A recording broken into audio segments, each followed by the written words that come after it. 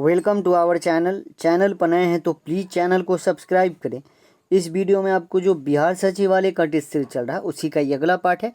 Question देखते हैं। अब क्वेश्चन दिया हुआ कि अखिल भारतीय खादी ग्राम उद्योग बोर्ड की स्थापना कब किया गया था। किसके बारे में है? अखिल भारतीय खादी ग्राम उद्योग बोर्ड की स्थापना 1954 में। कब? 1954 1954 में किया गया था। Right answer option C. अगला क्वेश्चन देखते हैं। अगला क्वेश्चन दिया गया है कि दिए गए विकल्प में कौन सा राज्य म्यांमार के साथ सीमा साझा नहीं करता है। क्या बात कर रहा है? नहीं करता है। कौन सा ऐसा राज्य है जो म्यांमार देश के साथ सीमा साझा नहीं करता है? इसके लिए आपको पूरा इंडियन मैप याद रखना पड़ेगा विथ स्टेट वाइज, तब बता सकते हैं।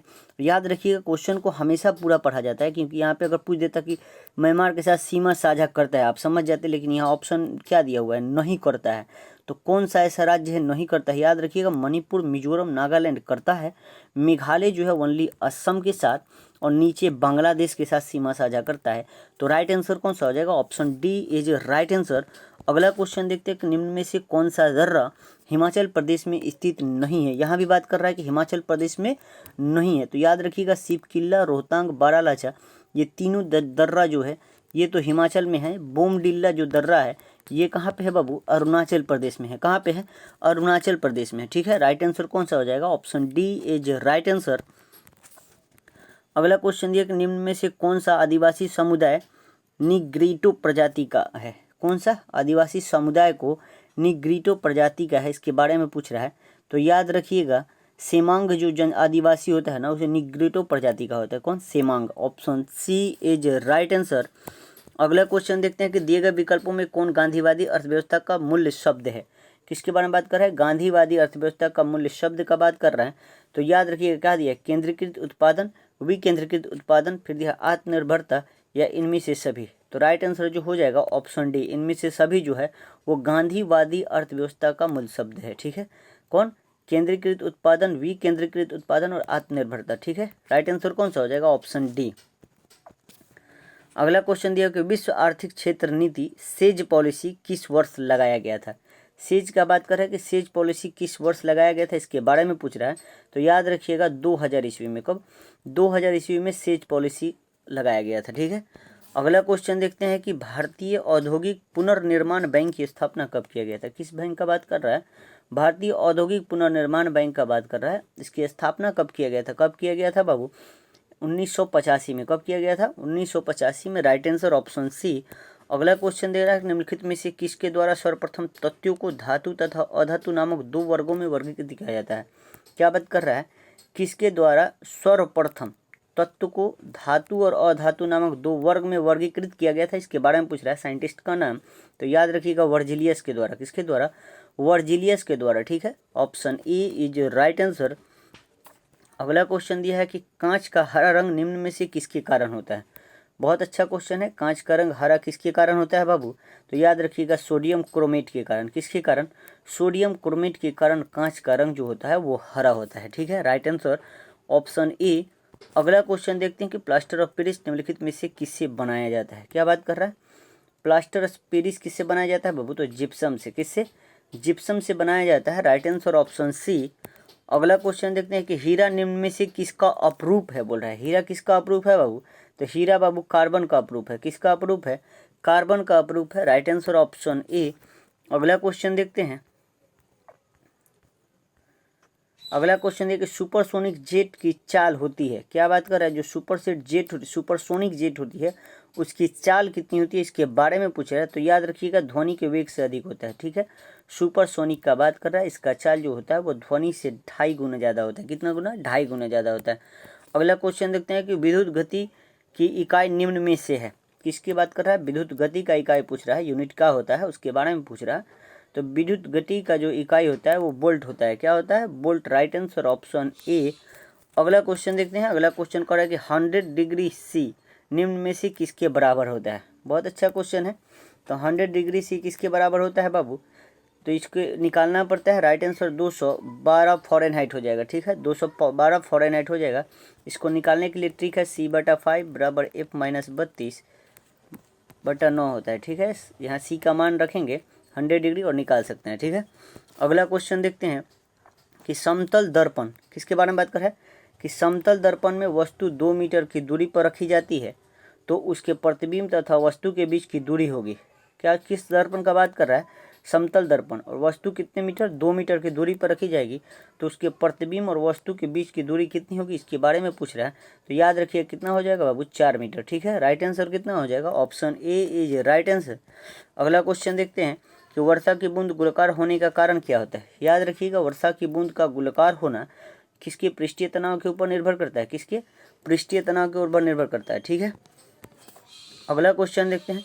अगला क्वेश्चन कह रहा है कि नियत वेग से गतिशील ट्रेन में इंजन की ओर मुंह करके बैठा एक यात्री एक गेंद ऊपर की ओर उछालता है तो गेंद वापस आएगी। बहुत अच्छा क्वेश्चन है। फिजिक्स का क्वेश्चन क्या पूछ रहा है कि नियत वेग मतलब एक ही वेग से गतिशील जो ट्रेन है उसके इंजन की ओर मुंह किया हुआ है, बैठा एक व्यक्ति जो है एक गेंद को ऊपर उछालता है। ऊपर उछालता है तो फिर गेंद जब वापस आएगी तो कहाँ जाएगी, इसके बारे में पूछ रहा है। तो याद रखिएगा यात्री के हाथ में ही जाएगी। कहाँ पे? यात्री के हाथ में ही। Right answer option A. अगला क्वेश्चन देखते हैं। अगला क्वेश्चन कह रहा है कि परावर्ती क्रियाओं का संचालन निम्न में से कौन करता है। प्रवर्ती क्रियाओं का संचालन जो होता है रीढ़ रीचू यानी स्पाइनल कॉर्ड के बारे में बात कर रहा है। जो रीढ़ होता है ना, रीढ़, वही प्रवर्ती क्रियाओं का संचालन करता है। ठीक है, प्रवर्ती क्रिया का संचालन कौन करता है? रीढ़ करता है। ठीक है, अगला क्वेश्चन देखते हैं। एक वयस्क मनुष्य के मस्तिष्क ब्रेन का द्रव्यमान लगभग होता है, कितना होता है? उसका बात कर रहा है मस्तिष्क कितने ग्राम का होता है? द्रव्यमान उसी को बोला जाता है। कितना होता है बाबू? याद रखिएगा 1400 ग्राम का होता है लगभग। ठीक है, अगला क्वेश्चन देखते हैं कि निम्न में से कौन सा एंजाइम ग्लूकोज को एथेनॉल में परिवर्तित करता है। बहुत अच्छा क्वेश्चन है। ग्लूकोज को एथेनॉल में परिवर्तित करने वाले एंजाइम का नाम बताना है। तो याद रखिएगा यीस्ट। कौन सा हो जाएगा? यीस्ट। किण्वन द्वारा जो है ग्लूकोज को एथेनॉल में बनाया जाता है। ठीक है, अगला क्वेश्चन, पचा हुआ भोजन किसकी दीवारों द्वारा अवशोषित किया जाता है। पचा हुआ भोजन को किसकी दीवारों द्वारा अवशोषित किया जाता है, इसके बारे में पूछ रहा है। किसके द्वारा बाबू? इलियम के द्वारा। किसके द्वारा? इलियम के द्वारा। Right answer option D. अगला क्वेश्चन देखते हैं कि डीएनए के एक हेलिक्स की लंबाई कितनी होती है। डीएनए का एक हेलिक्स, डीएनए डबल स्ट्रैंडेड होता है। ठीक है, इस तरह होता है।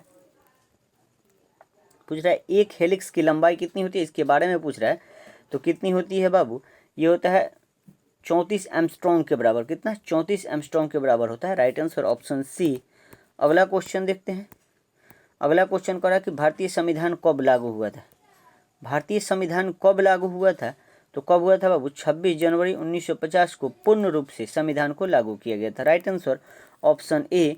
अगला क्वेश्चन देखते हैं कि यदि भारत के राष्ट्रपति अनुपस्थित हो और उपराष्ट्रपति भी देश से बाहर हो तो राष्ट्रपति का कार्यभार कौन संभालेगा। आसान क्वेश्चन है।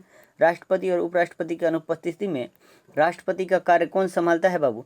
तो कौन संभालेगा? सर्वोच्च न्यायालय के मुख्य न्यायाधीश सीजीआई जो होता है वही राष्ट्रपति का कार्य संभालता है। ठीक है, अगला क्वेश्चन, भारतीय संविधान की प्रस्तावना प्रियम्बल में किस संशोधन द्वारा समाजवादी धर्मनिरपेक्ष को शब्द को जोड़ा गया। ठीक है, धर्मनिरपेक्ष या पंथ निरपेक्ष भी बोला जाता है। तो याद रखिएगा प्रस्तावना में जो है समाजवादी और धर्मनिरपेक्ष शब्द को कब जोड़ा गया, कौन सा संविधान संशोधन के तहत, ये पूछ रहा है। तो याद रखिएगा 42वां संविधान संशोधन 1976 के तहत। ठीक है, option B is right answer. अगला क्वेश्चन देखते हैं। अगला क्वेश्चन कह रहा है कि भारतीय संविधान में कैबिनेट शब्द का प्रयोग केवल एक जगह किसके तहत हुआ है। बहुत अच्छा क्वेश्चन है। कैबिनेट शब्द का प्रयोग कब कहाँ किया गया है, इसके बारे में केवल एक ही जगह किया गया है। कब किया गया है?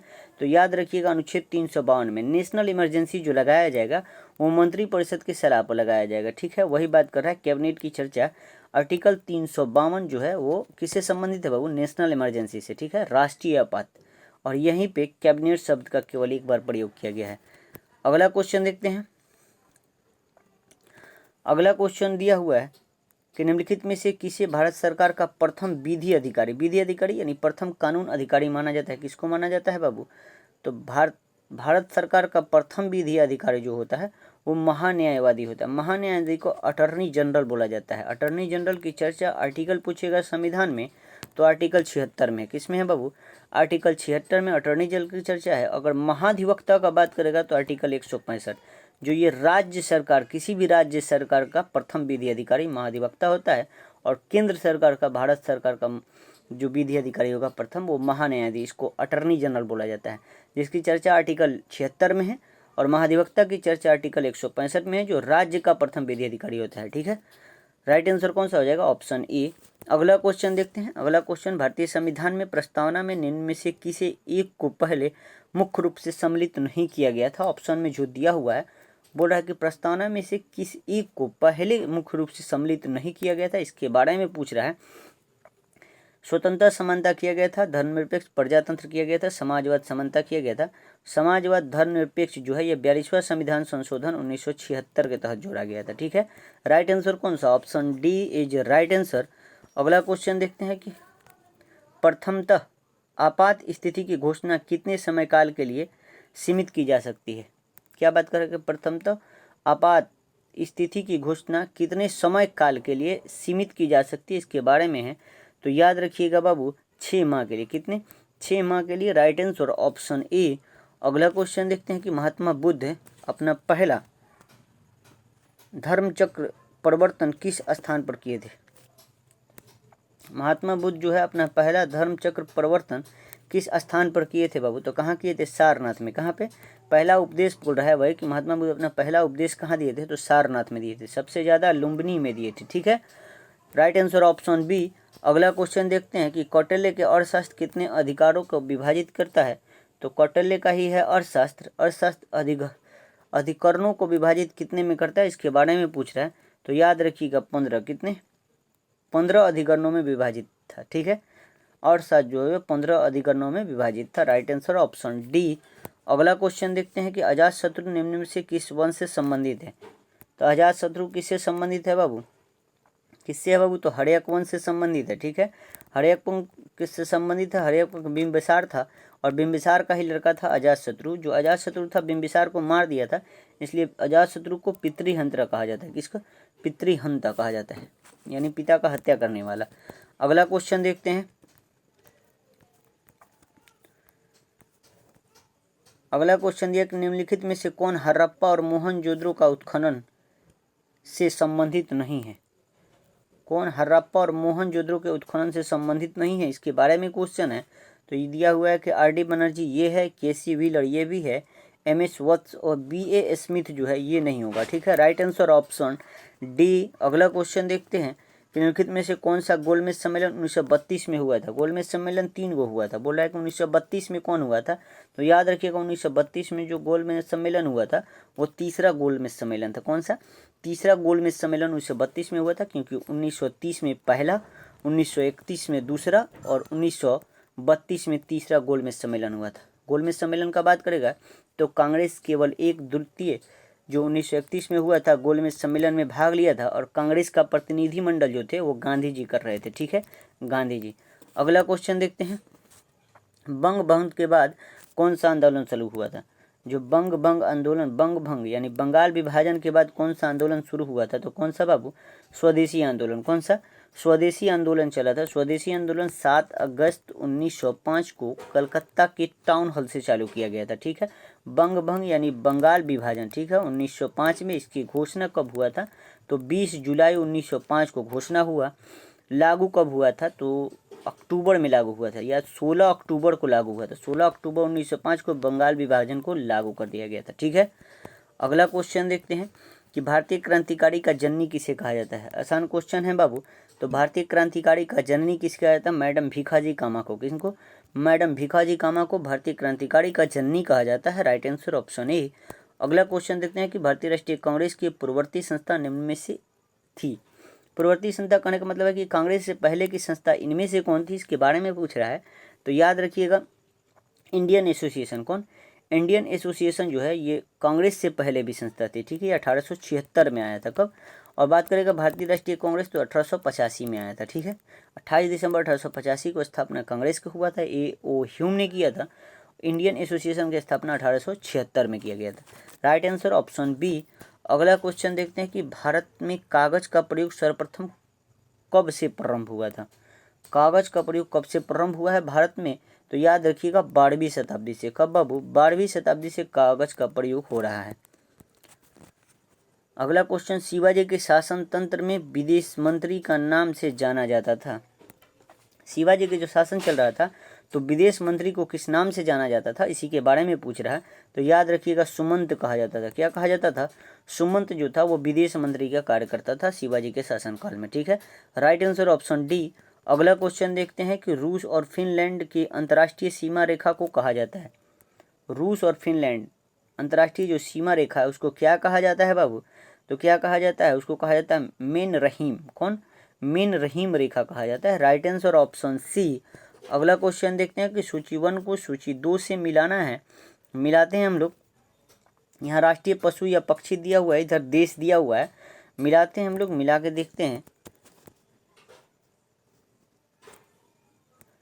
पहले दिया हुआ है जापान, जापान दिया हुआ है, तो जापान का जो है वो 20 हो जाएगा। ठीक है, जापान का। फिर दिया हुआ है आपको कनाडा, तो जो कनाडा हो जाएगा, कनाडा का गंजा ईगल ही होता है।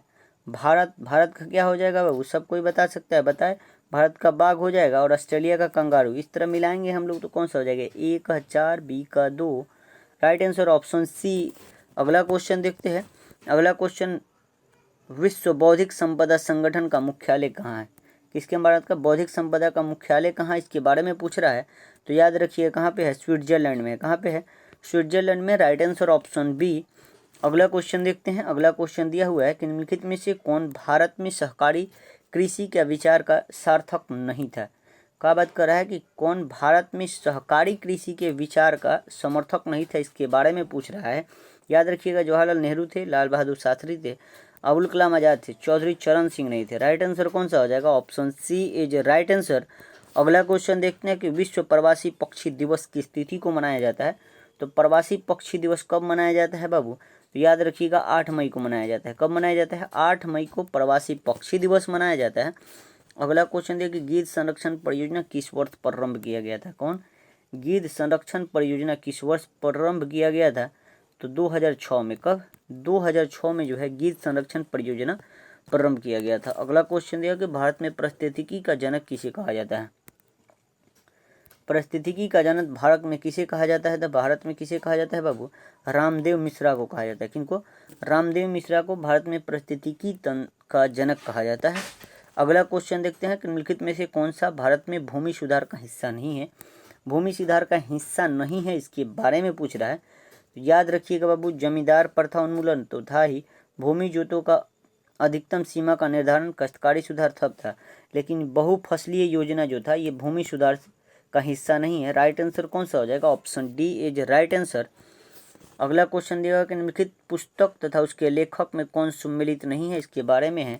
मिलाते हैं हम लोग कौन सा सम्मिलित नहीं है। दिया है कि लीडर्स रिचर्ड निक्सन का है, Gandhi and Stalin Louis Fischer ये भी सही है, in search of Gandhi Richard Attenborough ये भी सही है। दिया war and peace Edward Thomas, जो गलत दिया हुआ है। राइट आंसर कौन सा हो जाएगा? Option D is right answer, क्योंकि पूछ रहा है कौन सा सम्मिलित नहीं है, कौन नहीं है। Option D is right answer.